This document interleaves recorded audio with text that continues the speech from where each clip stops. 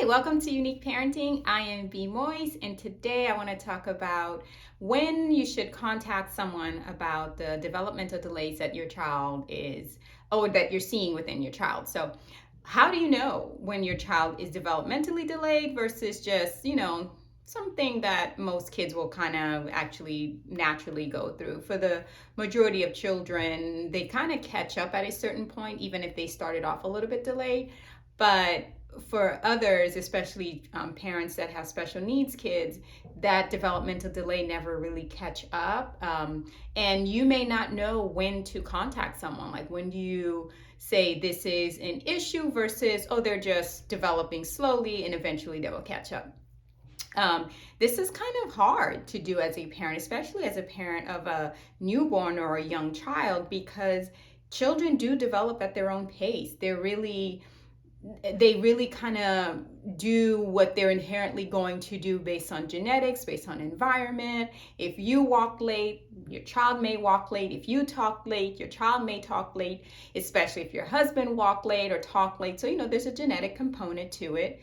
But for the most part, we really want to talk about what are some obvious concerns. What are some things that, hey, I think it's time to get professional help. I think this is not going to go away, and I do not think that my child will catch up. So I personally have a special needs child, and for us, the first thing that we noticed was the delay in speech. So my rule of thumb is, let's talk about speech and communication delay. Now, speech and communication are two different things. The ability to have language or speak, it doesn't mean that you have the ability to communicate effectively or properly. So we have to think about it not just talking, but actually, can your child relay an information? And of course, there's nonverbal cues to speech as well. So it's not just the verbal part of speech, but also the nonverbal aspect.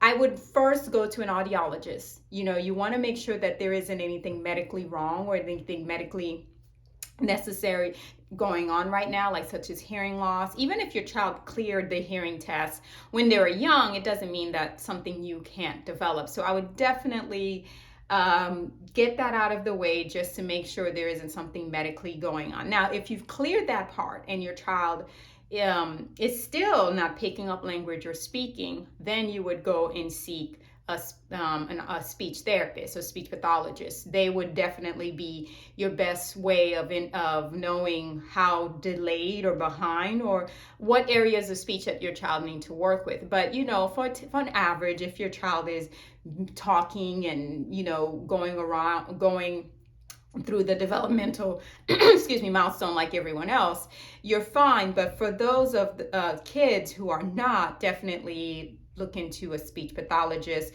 to get an evaluation to see exactly what's going on. Some children have like expressive delays, expressive language delay, which may appear as if they're just quiet by nature and not necessarily have a speech issue, but it's really because they can't expressively talk about what they want or expressively say what they need. So there may be an expressive language delay. Some kids don't have a receptive language delay. So expressive is, expressive, saying what you want. Here's, I like this, I like that, talkers. Receptive are language skills that I can take in a lot and I can hear a lot. So if you say, go do this, go do that, and the child is just doing it, it's like, oh, okay, this child, they're just quiet by nature. It just probably means that their receptive language skills is high while their expressive language skill is low. So definitely going to a speech therapist to see what's going on. If your child is not making full sentences and talking, again, I don't want to say at this particular age, because really most children, they develop at their own pace. So I would say it's really up to you as a parent to go, it's been, my child is 5 and they're still not doing this, because it may not even be a speech issue. It could be something else, another type of developmental delay. It could be anxiety. It could be some form of ADHD. It could be a processing disorder. It could be autism. It could be anything. So definitely each child will develop at their own pace. But once you start to see some language issues, especially as you know, you can kind of get an understanding for where everyone else is. Like if you're going to mommy and me group and things like that, and you're like, whoa, this child is a chatterbox, and even at home my child is not a chatterbox, because that also can change on environment. A lot of children are very expressively talkative at home, but outside of the home they're not, and that might be more of a quiet reserved kid, but at home they're speaking. But if you're noticing that both within the home environment and outside of the home environment the child is not communicating or saying anything, I would definitely look into that.